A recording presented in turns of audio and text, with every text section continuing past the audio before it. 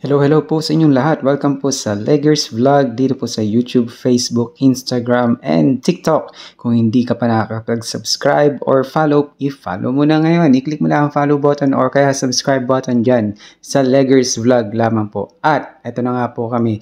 Nandito po kami sa labas. Ayan po ang aking po mga kasamahan, kumakaway. Dito po sa workplace sa Germany! Yeah! At syempre katapos lang po na kanilang duty, alam niyo naman po, pagod, nakakagutom. Kaya naman nakapag-decided po kami at in-invite po ako na kumain po kami sa KFC. Buti lang may KFC po dito, yun lang yata yung kilala ko so far. Ngayon, ayan, so naglalakad po kami at kung napapansin niyo po, napakalinis ng daan. Grabe. At wala kang makikitang tao rin, kalat. Ayan, napakatahimik ng lugar. Kahit po saan ka pumunta ay talagang disiplinado po ang mga tao.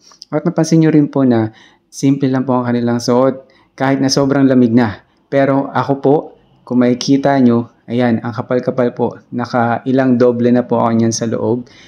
Tapos naka-jogging pants, may medyas, and then balot na balot pa. Pati yung aking ulo dahil sa sobrang lamig. So ayan, narating na po kami. Shell. May Shell pala. Akala ko nasa Chino Roses tayo o kaya Makati Avenue sa may Ayala Banda yan. Pero hindi. Dito yan po yan sa Germany. And syempre, ayan na po ang KFC. Papasok po kami.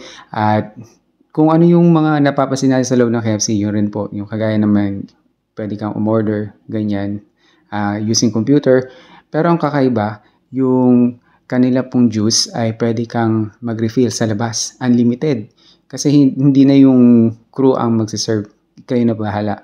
Plus, ikaw ang magliligpit. Diyan mo ilalagay yan sa may, yung tray mo mismo diyan. Tapos yung baso sa taas.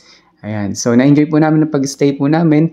And sobrang lamig na naman paglabas. Ayan. Naglalakad po kami. At kung napapansin niyo po, bit-bit ko po ang aking juice. Ayan. na-order kasi ni-refill ko pa yan eh. Sabi ko, habang naglalakad, inumin ko. Sayang naman. Ayan. So, yun. Wala namang saway. Kaya sige lang, refill lang tayo para masulit natin. Yun. So, nakita niyo po, may Media Markt rin pala dito. Ang unang beses ko nakita yan sa Vietnam.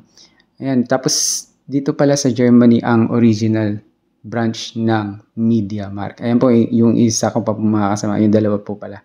Ayan. Tapos, 5 sila. Tapos, mayroon pa pong mga iba pero hindi po naka-duty kasi hindi po sila naka-duty po. Ayan. At yung iba naman po naka-duty ng mga oras na yan. At yan po ang aming mga picture habang po kami naka-dine in.